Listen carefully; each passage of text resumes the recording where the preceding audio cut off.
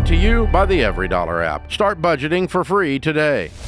I have a question about me and my wife discussing raising the rent for our tenant next door.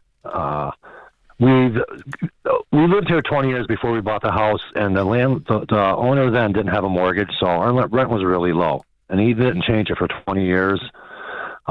He did raise it when he was thinking about selling the house. And so when we bought the house 2 years ago, her rent was, I believe, $460 or $465. We raised it when we bought the house to $600. So it's been, and then about a year and a half later, we raised it. It's at $750 right now. I want to raise it up to $950. Just because I believe it should be offsetting our mortgage more. Our mortgage was $1,350 when we first got it, and it's gone up to like $1,480. Something to do with something with the escrow. I don't really understand it all that much. And I know someone else bought the mortgage since we had the first mortgage. I guess someone else bought it, and blah blah blah. And it's a different mortgage company now. But it's up to $1,500, and your rent isn't even covering your mortgage. Not even half. Our mortgage. Why did you guys buy the house? That's exactly why I asked my wife. She loves the house because it's got a huge yard. The grandkids come over and play in the summer and all that stuff. Blah blah blah. But it's a house y'all don't live in. So is the tenant no, just? We do live in it. It's a duplex? We live in this. Yeah. Oh, it's a duplex. We I'm live sorry. in the 3-bedroom side, and we rent out the 2-bedroom side. What's the property worth? Like, what'd you buy it for? $167,000. $167,000? Yes. And what's it worth today? We renovated the kitchen, which was $34,000. The bathroom was $12,000. I don't know what that brings it up.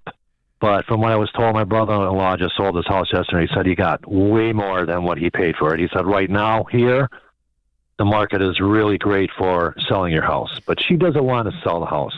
Well, have you looked to see, what are comps for rentals like that in the area? Yeah. If you can get a 2-bedroom for $1,100, you are lucky. They go from $1,100 to $1,350 in our area, and that's within a 5-mile radius of our home.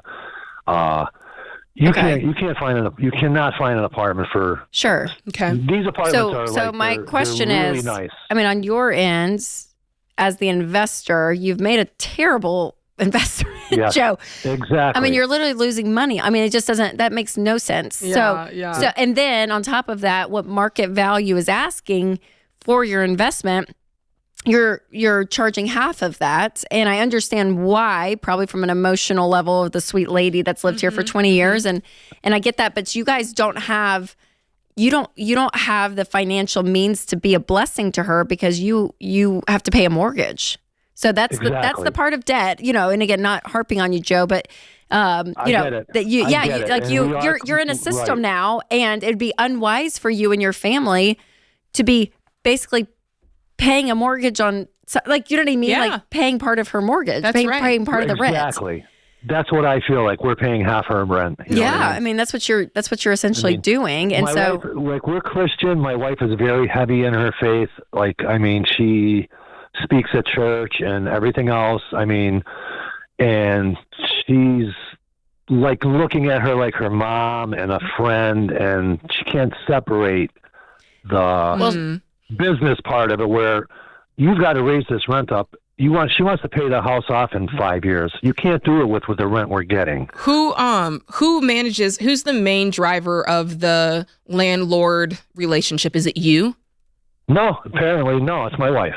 Oh, okay. Because I was going to say, this might be a time where she, if she feels like this is my friend, this is how I see this person, and maybe the separation is you're the one who's kind of like taking over that role. I did do it last time. I'm the one that did it last time. But she says, I just feel like we're going up to now. She agreed yesterday to go up to $950. Okay.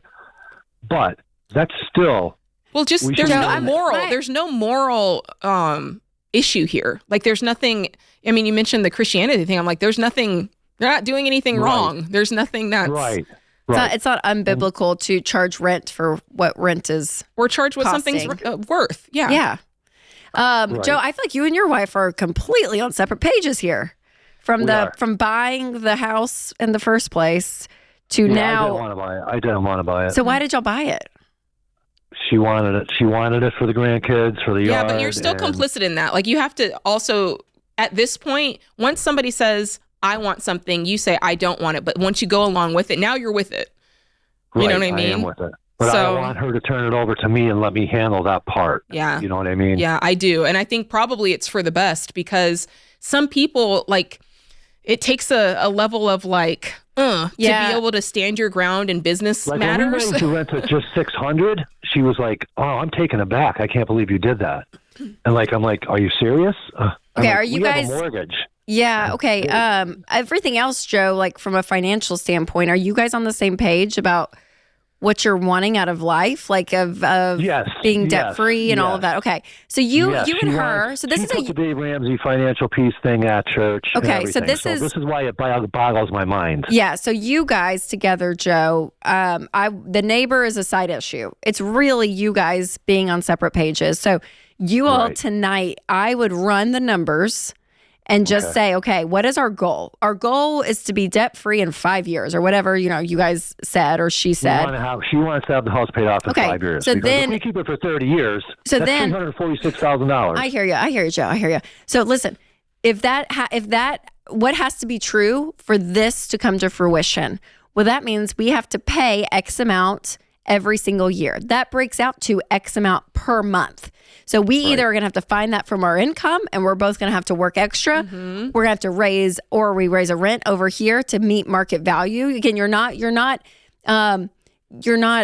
being corrupt to this neighbor and taking advantage of her, or that's not the case. You are running comps. So and the neighbor's still there. So that's the big thing. Yeah. You've raised rent a couple of times, and she's still there.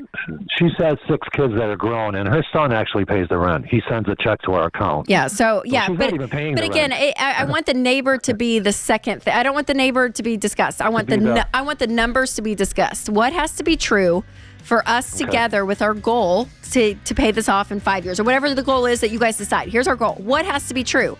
Then the numbers are going to lay out the element, and either the goal's going to change or how we get to that goal is going to change by raising rent and other factors. But you guys, Joe, together, you two are a team. Out there's the problem. Out there's the problem. The mortgage is the problem. How are we as a team going to solve this? So remember, you're on the same team. You sound like you're fighting at each other. Put the problem out there. It's you two together against the problem. Create your free every dollar budget today, the simplest way to budget for your life.